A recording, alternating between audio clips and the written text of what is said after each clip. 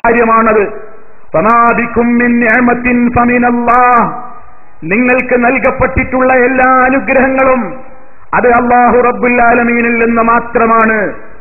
ഈ ഒരൊറ്റ കാര്യം തന്നെ മതി പ്രിയമുള്ളവരെ.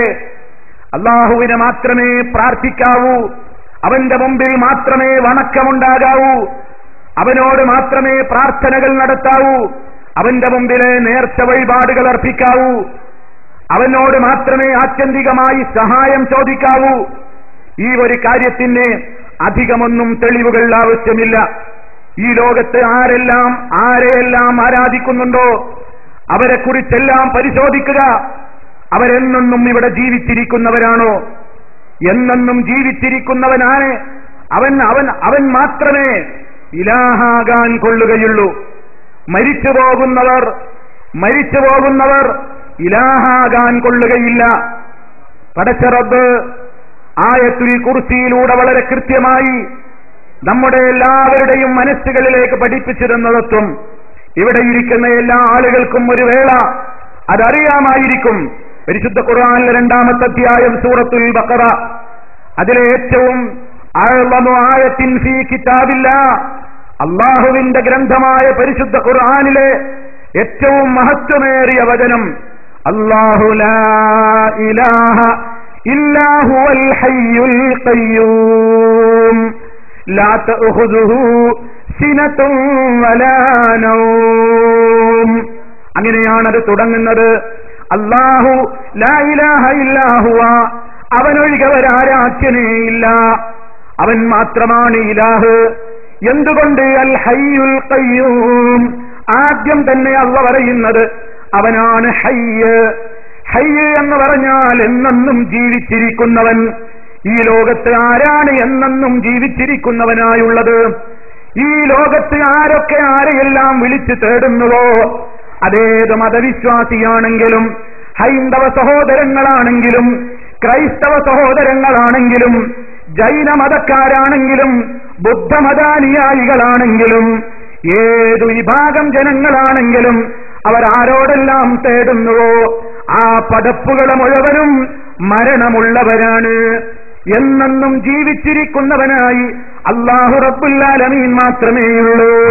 അതുകൊണ്ട് പരിശുദ്ധ ഖുർആൻ ഓർമ്മപ്പെടുത്തുന്നു, വതവക്കൽ അലൽ ഹയ്യിൽ ലദീ ലാ യമൂത്ത്, എന്നെന്നും ജീവിച്ചിരിക്കുന്ന ഒരിക്കലും മരണമടയാത്ത ആ നാഥന്റെ മേൽ മാത്രം നിങ്ങൾ തവക്കുലാക്കൂ, അവനെയാണ് ഭരമേൽപ്പിക്കേണ്ടത്.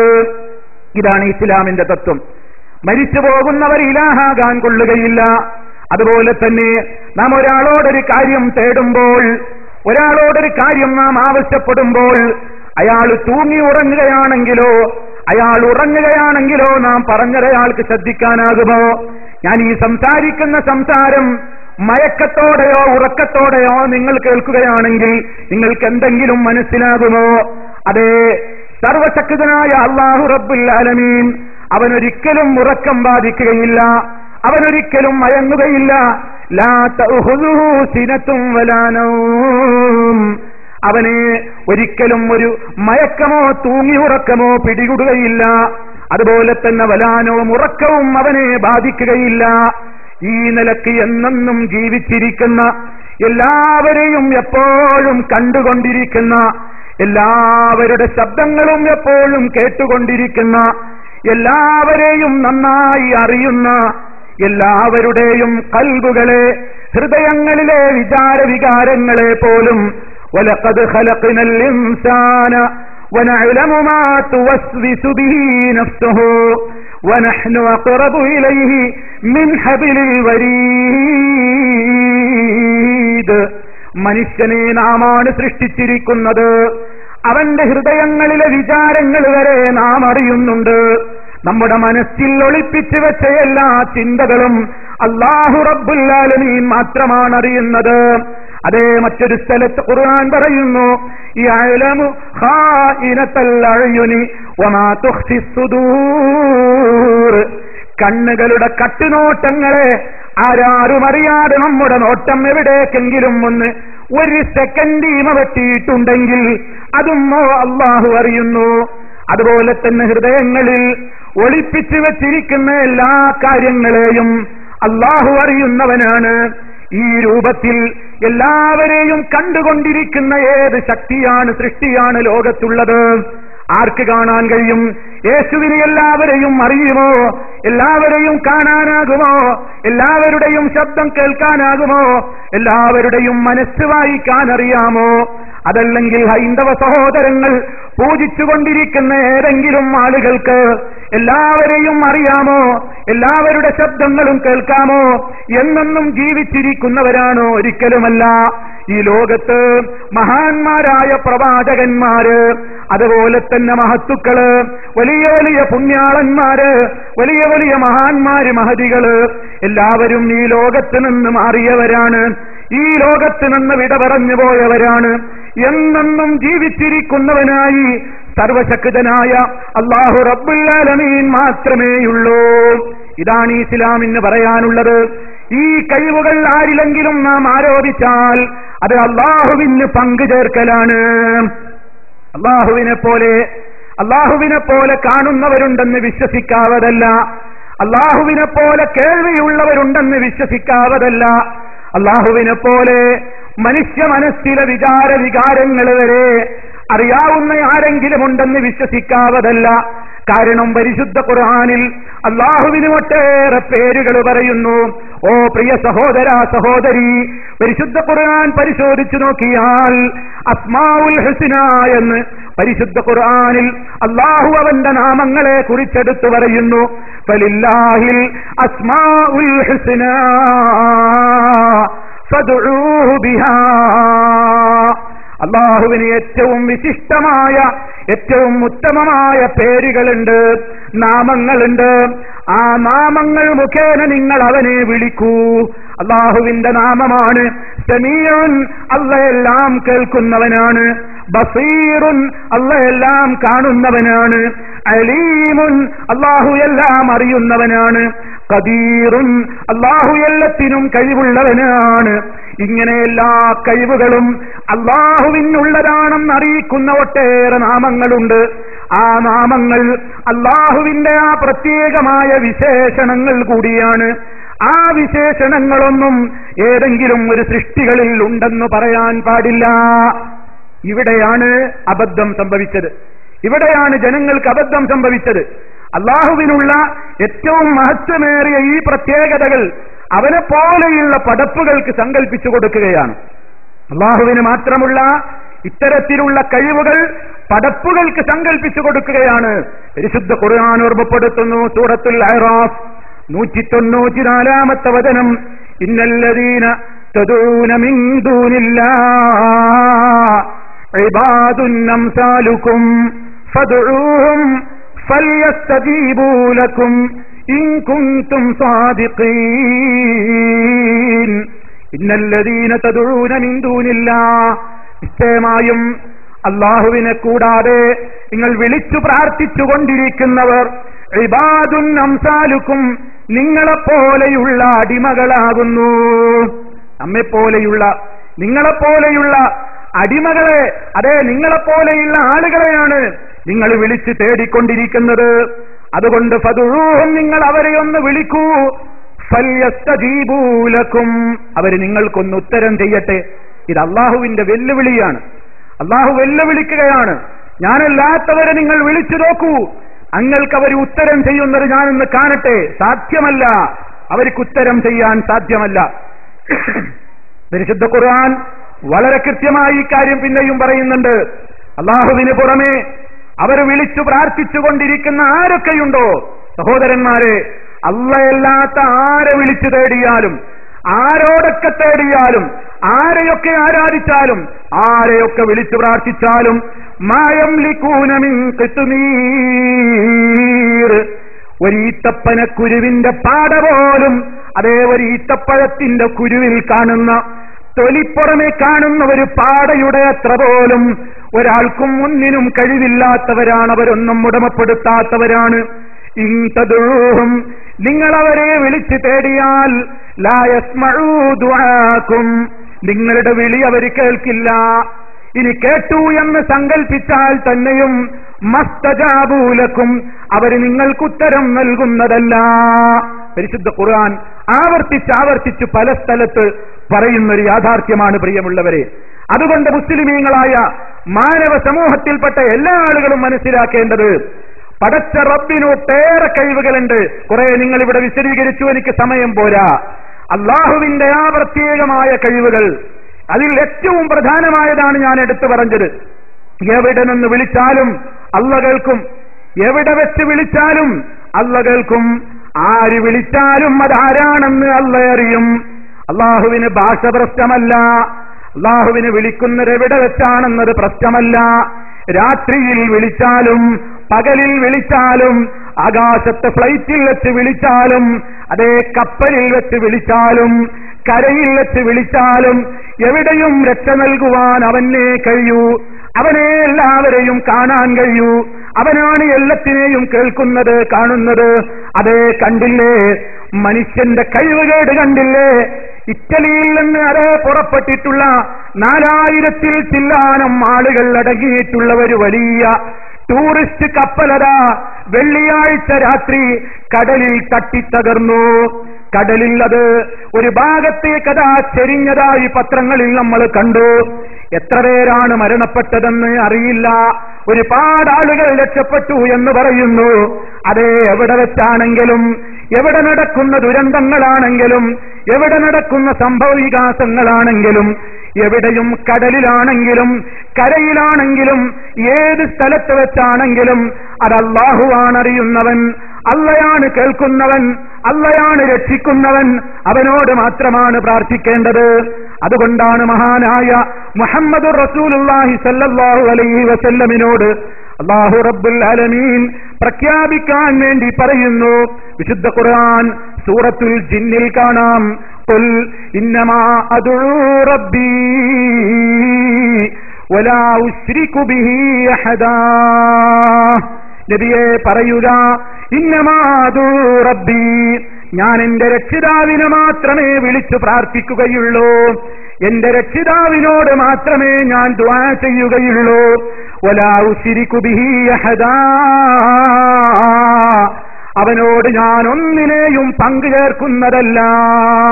ഇതാണ് മഹാനായ നമ്മുടെ നേതാവ് മുഹമ്മദുൻ സല്ലല്ലാഹു അലൈഹി വസല്ലം പ്രഖ്യാപിച്ചതെങ്കിൽ, പ്രിയമുള്ള സഹോദര സഹോദരി, എന്റെയും നിങ്ങളുടെയും പ്രഖ്യാപനം ഇത് തന്നെയായിരിക്കണം.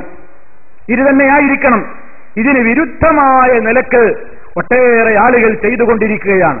അമുസ്ലിമീങ്ങൾക്കിടയിലോ മറ്റുള്ള ആളുകൾക്കിടയിലോ ഉള്ള കാര്യങ്ങളല്ല എന്റെ പരിമിതമായ സമയത്തിനുള്ളിൽ ഞാൻ എന്റെ സഹോദരങ്ങളുടെ ശ്രദ്ധയിൽ കൊണ്ടുവരാൻ ഉദ്ദേശിക്കുന്നത്.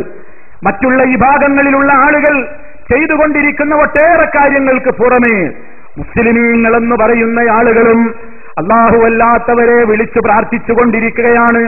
ഞാൻ ഈ സംസാരിക്കുന്ന തമിഴ്നാട്, ഈ തമിഴ്നാട് ദർഗകളുടെയും ജാറങ്ങളുടെയും കേന്ദ്രമാണ്. നാഗൂർ ആണ്ടവര്, അതുപോലെ തന്നെ ഏർവാടിയിലെ ഇബ്രാഹിം ബാദുഷാ, അതുപോലെ തന്നെ കീഴക്കരയിലെ സദഖത്തുല്ലാഹിൽ കാഹിരി, അതുപോലെ തന്നെ തഞ്ചാവൂരിലും, അതുപോലെ തന്നെ മുത്തുപ്പേട്ടയിലെ ദാവൂദുൽ ഹക്കീം, ഇതുപോലെയുള്ള ഒട്ടേറെ ആളുകൾ വിളിച്ചു തേടിക്കൊണ്ടിരിക്കുകയാണ്. മുസ്ലിമീങ്ങളാണെന്ന് പറയുന്നു, ലാ ഇലാഹ ഇല്ലല്ലാഹ് മുഹമ്മദുർ റസൂലുള്ളാഹ് എന്ന് വെറുതെ പറയുകയല്ലാതെ ലാ ഇലാഹ ഇല്ലല്ലാഹ് എന്ന ആശയം എന്താണെന്ന് പഠിക്കാതെ, അതേ അവരുടെ വിവിധങ്ങളായ ആവശ്യങ്ങൾക്ക് വേണ്ടി ഞങ്ങളുടെ കേരളക്കരയിലുള്ള ആളുകളും അല്ലാത്ത ആളുകളുമൊക്കെ ഈ തമിഴ്നാട്ടിലേക്ക് വന്നുകൊണ്ടിരിക്കുന്നു. ആലോചിക്കണം എന്താണ് ഇവിടങ്ങളിലൊക്കെ നടന്നുകൊണ്ടിരിക്കുന്ന കാര്യം? എന്താണ്? ഇവരോടാണ് പ്രാർത്ഥിച്ചുകൊണ്ടിരിക്കുന്നത്, ഇവരെയാണ് വിളിച്ച് തേടിക്കൊണ്ടിരിക്കുന്നത്. അതേ അള്ളാഹുവിന്റെ പ്രത്യേകമായ അധികാരങ്ങളും കഴിവുകളും ഈ ഔലിയാക്കൾ എന്ന് പറയുന്ന ആളുകൾക്കുണ്ടെന്നാണ് അവർ എഴുതുന്നത്, പ്രചരിപ്പിക്കുന്നത്. അതേ ഏർവാടി ഇബ്രാഹിം ബാദുഷയെ കുറിച്ച് എഴുതപ്പെട്ടിട്ടുള്ള മൗലിദിൽ നമുക്ക് കാണാം, ലിയത്തസിരീഫു ഫിദ്ദുനിയാ ജമീഅ, ലിയത്തസിരീഫു ഫീ അഹ്ലി ശമായി. എന്താണ് അതിൽ പറയുന്നത്? ഭൂലോകം മുഴുവനും എന്റെ ഭരണത്തിൻ കീഴിലാണ്. ഈ ഭൂമിയുടെ മുഴുവനും ഭരണം ഏർവാടി ഇബ്രാഹിം ബാദിശയാണ് പോലും നടത്തുന്നത്. മാത്രമല്ല ലിയത്തസ്രീഫു ഫീ അഹ്ലിശ്ശമായി, വാനലോകത്തിന്റെ ഭരണവും എന്റെ നിയന്ത്രണത്തിന് കീഴിലാണ്. ഓ സഹോദരാ, ചിന്തിച്ചോ, ഈ സമുദായം റബ്ബിനെ മനസ്സിലാക്കിയോ? അല്ലാഹനെ കുറിച്ച് എന്തറിവാണ് ഈ സമൂഹത്തിനുള്ളത്? അല്ലാഹയല്ലേ ലോകത്തിന്റെ നിയന്താവ്? അൽ ഹയ്യുൽ ഖയ്യൂം എന്ന് പറഞ്ഞത് ആരെക്കുറിച്ചാണ്? ഇബ്രാഹിം ബാദിശയെ കുറിച്ചാണോ? അല്ലല്ലോ. അല്ലാഹയാണ് ആരാധ്യൻ, അവനാണ് എന്നെന്നും ജീവിച്ചിരിക്കുന്നവൻ, അവനാണ് എല്ലാം നിയന്ത്രിച്ചു കൊണ്ടിരിക്കുന്ന നിയന്താവ്. നമ്മൾ നോക്കണം, അറേബ്യയിലെ മുശ്രിക്കുകൾ അവര് പോലും വിശ്വസിച്ചത് ലോകം മുഴുവൻ നിയന്ത്രിക്കുന്നത് അല്ലാഹ് മാത്രമാണെന്നാണ്. പരിശുദ്ധ ഖുർആൻ അവരോട് ചോദിക്കുന്നു, ഖുൽ നബിയെ പറയൂ, മയ്യർസുഖുക്കും മിനസ് സമാഇ വൽ അർദ്, ആകാശഭൂമികളിൽ നിന്ന് നിങ്ങൾക്ക് അന്നം തരുന്നവനാരാണ്? അമ്മയ്യംലിക്കുസ് സമഅ വൽ അബ്സാർ വമൻ യുഖ്രിജുൽ ഹയ്യ മിനൽ മയ്യിത്തി വയുഖ്രിജുൽ മയ്യിത്ത മിനൽ ഹയ്യ വമൻ യുദബ്ബിറുൽ അംറ ഫസയഖൂലൂന അല്ലാഹ് ഫഖുൽ അഫലാ തത്തഖൂൻ. സൂറത്ത് യൂനുസിലെ 31-ാമത്തെ വചനത്തിൽ അല്ലാഹു പറയുന്നു, അതെ, അല്ലാഹു അല്ലാത്തവരെ വിളിച്ചു പ്രാർത്ഥിച്ചുകൊണ്ടിരുന്ന അറേബ്യയിലെ അബൂജഹിലടക്കമുള്ള മുശ്രിക്കുകളോട് ചോദിച്ചു നോക്കൂ പ്രവാചകരെ. എന്താണ് അവരോട് ചോദിക്കേണ്ടത്? ആരാ നിങ്ങൾക്ക് അന്നം തരുന്നത്? ആരാണ് മഴ തരുന്നത്? ആരാണ് നിങ്ങളെ ജീവിപ്പിക്കുന്നവൻ? ആരാണ് നിങ്ങളെ മരിപ്പിക്കുന്നവൻ? ആരാണ് എല്ലാം കൺട്രോൾ ചെയ്യുന്നവൻ? ആരാണ് എല്ലാത്തിനെയും നിയന്ത്രിക്കുന്നവൻ? ആരാണെന്ന് ചോദിക്കൂ. അവര് പോലും പറയും അല്ലാഹ്, അല്ലാഹയാണെന്നാ പറയുന്നത്. ആ മുശ്രിക്കുകൾ പോലും അല്ലാഹയാണ് നിയന്ത്രിക്കുന്നവൻ എന്ന് പറയുന്നുവെങ്കിൽ, ഏർവാടിയിലെ ഇബ്രാഹിം ബാദിശയെ കുറിച്ച് എഴുതപ്പെട്ട മൗലിദിൽ പറയുന്നത്, ഞാനാണ് പ്രപഞ്ചം ഭരിക്കുന്നത്, ഞാനാണ് ഭൂമി ഭരിക്കുന്നത്, വാനലോകവും എന്റെ നിയന്ത്രണത്തിന്റെ കീഴിലാണ്. മാത്രമല്ല ബിലാദുല്ലാഹി തുറൻ ബൈനൈരി കഹുബ്സത്തിൻ തുഖല്ലബു ഫിൽ ഫിറാശി, ഭൂമിലോകം മുഴുവനും എന്റെ ഒരൊറ്റ നോട്ടത്തിലുള്ള വിരിപ്പിൽ പൊതിഞ്ഞ റൊട്ടിയെ പോലെയായി തീർന്നു. ഇബ്രാഹിം ബാദിശ അവകാശപ്പെടുന്നു, ഈ ഭൂമി എന്ന് പറയുന്നത് ഇബ്രാഹിം ബാദിശയ്ക്ക് ഏതുപോലെയാണ്? നമ്മുടെ മുമ്പിൽ ഒരു സുപ്ര വിരിച്ചു, ഒരു വിരിപ്പ് വിരിച്ചു. ആ വിരിപ്പിൽ ഒരു റൊട്ടിക്കഷണം വെച്ചാൽ ആ റൊട്ടിയെ നമുക്ക് മുഴുവനായി കാണാമല്ലോ. ഇതുപോലെ ഇബ്രാഹിം ബാദിശ ലോകത്തെ മുഴുവനും അതേ കൃത്യമായി കാണുന്നു, കേൾക്കുന്നു.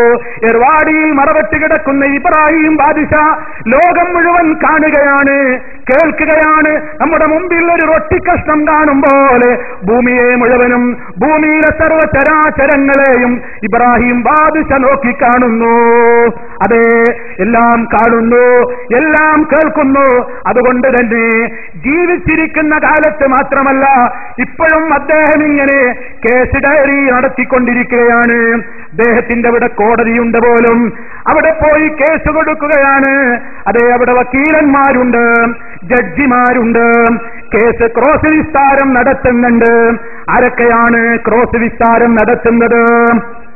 ആരൊക്കെയാ ക്രോസ് വിസ്താരം നടത്തുന്ന ആളുകളാരാ? ഏർവാടിയിൽ മനസ്സിലാക്കണം, ഇവര് തന്നെ പറയുന്നത്, ശുഹദാക്കന്മാര് നമ്മുടെ ഓരോ പ്രവൃത്തിയെയും ചലനത്തിനെയും നേരിൽ കണ്ടുകൊണ്ടിരിക്കുകയാണ്. ഇന്നാലില്ലാഹ്. ഓ മുസ്ലിമീങ്ങളെ, ഇതെങ്ങനെ നമുക്ക് വിശ്വസിക്കാനാകും? ഇവരെല്ലാവരും നമ്മുടെ ഓരോ ചലനങ്ങളും കണ്ടുകൊണ്ടിരിക്കുകയാണത്രേ. ഇതാണ് അല്ലാഹുവിനെ പങ്കുചേർക്കൽ. അല്ല കാണും പോലെ ഇവരും കാണുന്നു, അല്ല കേൾക്കും പോലെ ഇവരും കേൾക്കുന്നു, അല്ല അറിയും പോലെ ഇവരും അറിയുന്നു. എന്നിട്ടോ നമ്മൾ മനസ്സിലാക്കണം, ഇവരെല്ലാം കാണുന്നുണ്ട്. ഏർവാടിയിലെ ഖബറിൽ കിടന്നുകൊണ്ട് ഏർവാടിയിലുള്ള എല്ലാ ശുഹദാക്കളും എല്ലാം കാണാണ്, എല്ലാം കേൾക്കാണ്, എല്ലാം നിയന്ത്രിക്കാണ്.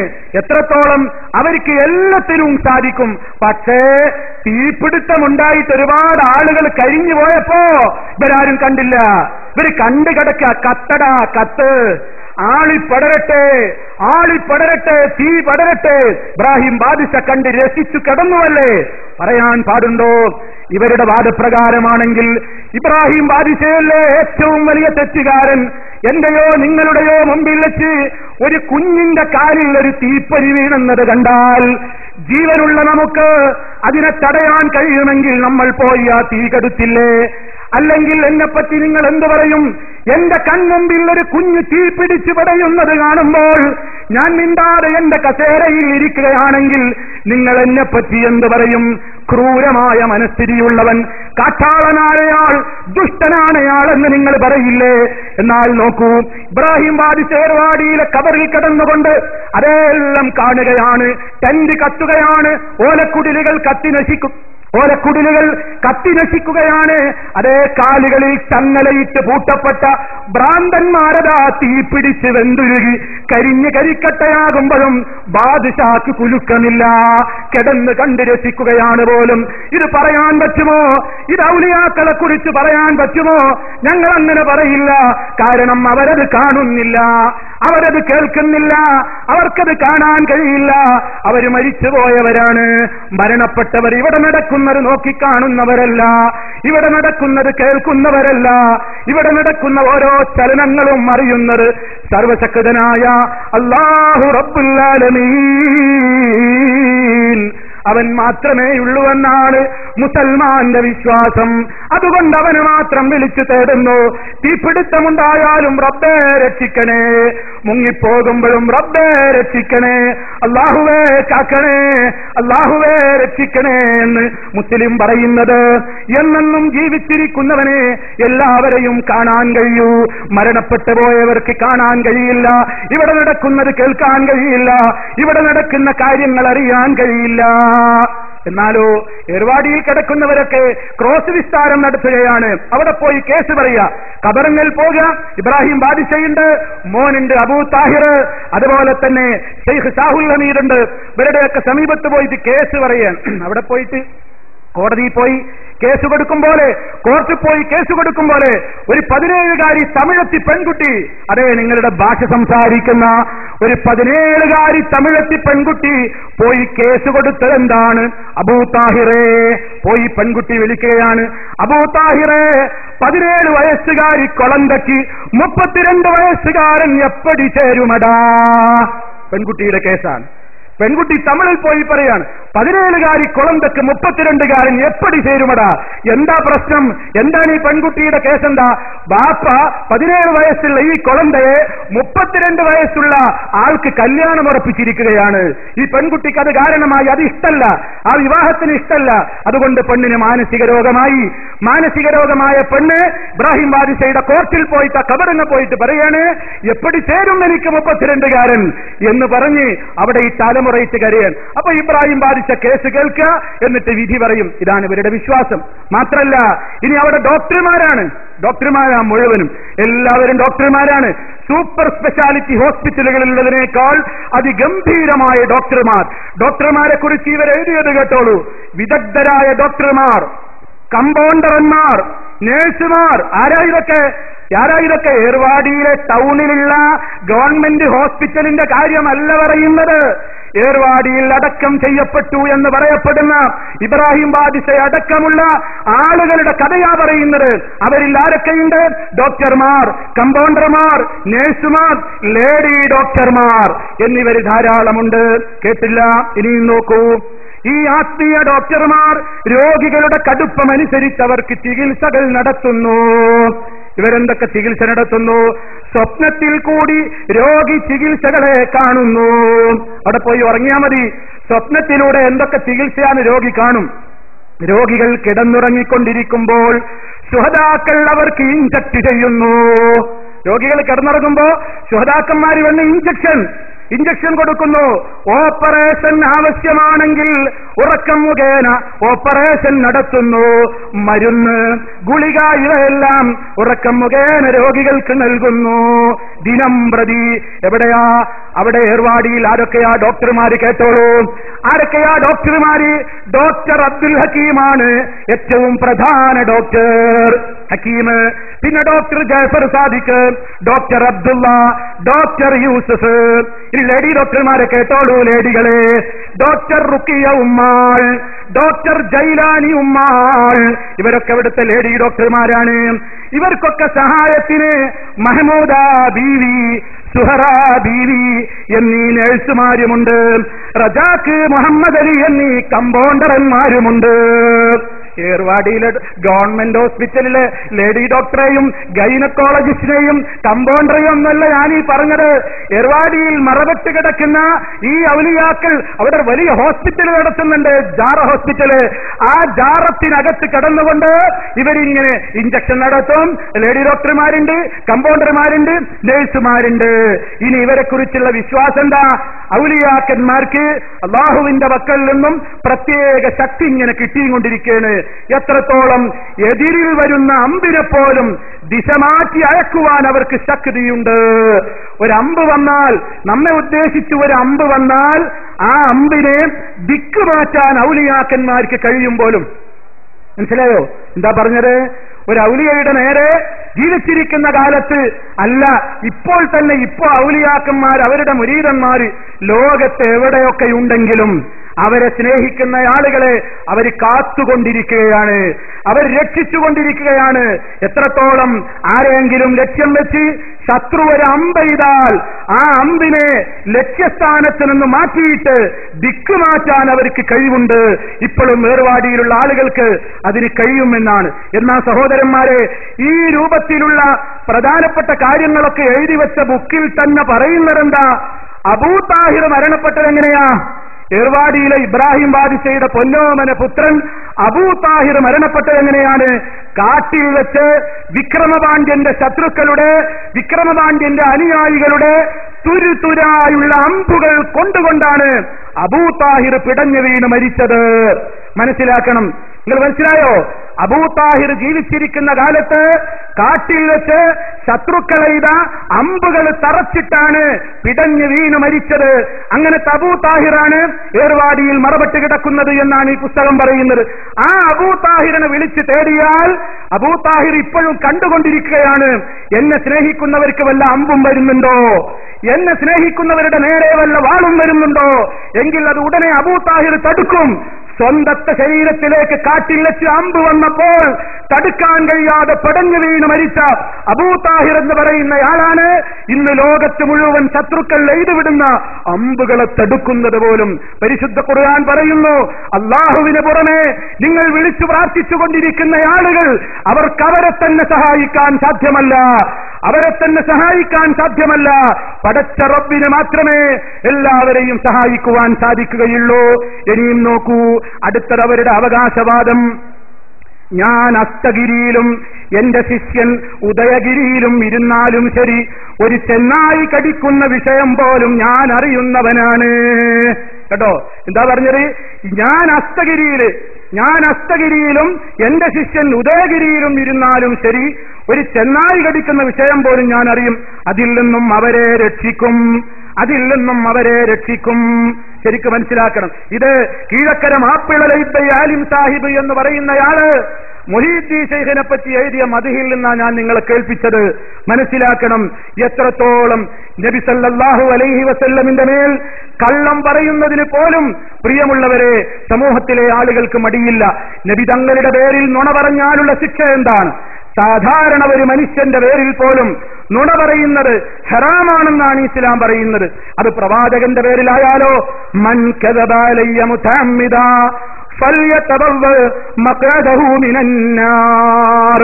ആരെങ്കിലും എന്റെ പേരിൽ കള്ളം പറഞ്ഞാൽ, ആരെങ്കിലും എന്റെ പേരിൽ മനഃപൂർവ്വം കള്ളം പറഞ്ഞാൽ നരകത്തിൽ അവന്റെ ഇരിപ്പിടം എത്രയും വേഗം അവൻ തരപ്പെടുത്തിക്കൊള്ളട്ടെ.